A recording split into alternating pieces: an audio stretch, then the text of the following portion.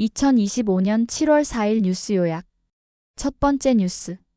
해병대원이 개들에게 비비탄 난사 결국 안구 적출까지. 경남 거제 해병대원 2명 포함한 20대 남성 3명이 새벽에 식당 마당에서 키우던 반려견들에게 비비탄 수백 발 난사 7살 백구. 솜솜이는 온몸에 피멍든 채 병원 이송됐지만 결국 숨졌고, 또 다른 개 매화는 눈을 맞아 안구 적출 수술까지 받은 사건 후 매화는 사람을 무서워하며 짖고 주인을 물기까지 심각한 트라우마에 시달리는 중 가해자들은 도망칠 수 없는 개들을 구석에 몰고 정조준에 비비탄을 난사하고 돌을 던지고 발로 차고 영상을 찍은 피해 견주는 가해자 측으로부터 무고죄 협박까지 받으며 2차 피해 호소동물단체는 계획적이고 잔혹한 범죄라며 엄벌 촉구. 현재 4만 명 이상 탄원서 서명. 결론. 말 못하는 생명을 향한 폭력은 용서받을 수 없습니다. 강력한 처벌이 필요합니다. 두 번째 뉴스. 이건 시작일 뿐. 이재명, 부동산 대출 규제 더 쏟아진다. 이재명 대통령이 부동산 대출 규제는 맛보기일 뿐이라며 더 강한 수요 억제 카드가 남아있다고 경고했다. 신도시 사업은 기존 계획대로 빠르게 추진. 새로운 신도시는 수도권 쏠림 우려로 신중한 입장.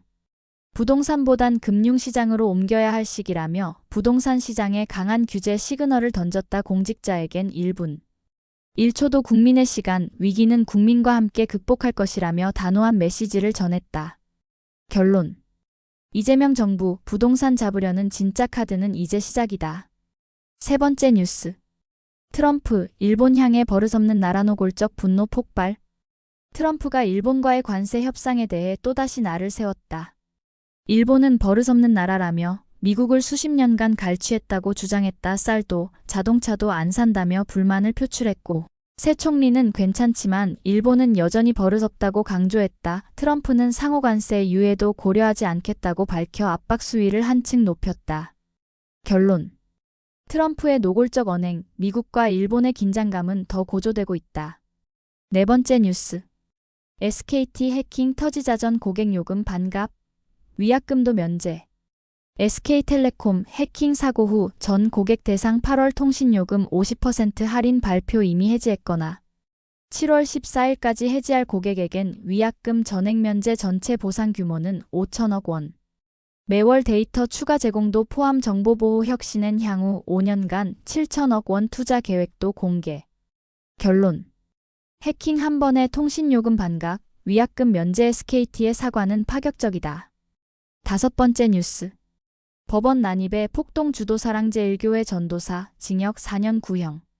서울서부지법 난입 사태. 사랑제일교회 전도사 윤영보 윤석열 전 대통령 구속영장 발부 직후 법원 철장 들어 올려 폭도 진입. 유도 본인도 법정 건물 안으로 돌입.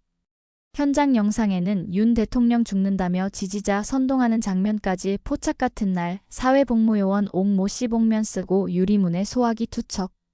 민원대 파손 등 기물 훼손. 검찰은 윤 전도사와 옥 씨 모두에게 징역 4년 구형. 결론. 이념의 눈먼 폭력, 신앙과 공권력 모두를 짓밟았다. 선고는 다음 달 1일. 법원은 어떤 판단을 내릴까? 여섯 번째 뉴스.